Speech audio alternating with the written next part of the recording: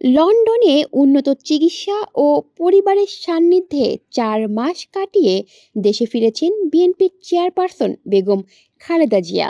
সঙ্গে আছেন 2 পুত্রবধূ ও মেডিকেল বোর্ডের সদস্য সহ আরও 9 জন।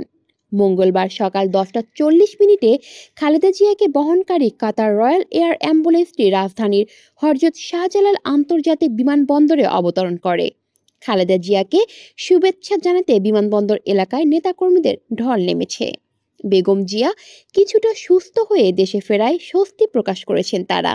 দেশে ফিরে আবারও বিএনপির নেতৃত্ব ও গণতন্ত্র ফিরিয়ে আনতে ভূমিকা রাখবেন, এমনটাই প্রত্যাশা করেন নেতাকর্মীরা। এর আগে লন্ডন সময় সোমবার দুপুরে তারেক রহমান নিজেই গাড়ি চালিয়ে মাকে নিয়ে আসেন হিথ্রো আন্তর্জাতিক বিমানবন্দরে। 17 বছর ধরে প্রবাসে অবস্থান করা বড় ছেলে তারেক রহমানের জন্য মা এবং স্ত্রী জুবাইদা রহমানকে বিদায় দেওয়া ছিল আবেগের। বিমানবন্দর এলাকায় তাদের গাড়ি পৌঁছালে বিএনপির চেয়ারপারসনকে বিদায় জানাতে আসেন হাজার হাজার প্রবাসী নেতাকর্মী। প্রবাসী বাংলাদেশিদের বিদায়ী অভ্যর্থনায় সিক্ত হন বেগম জিয়া। কলি শিকদার, বাংলা নিউজ নেটওয়ার্ক।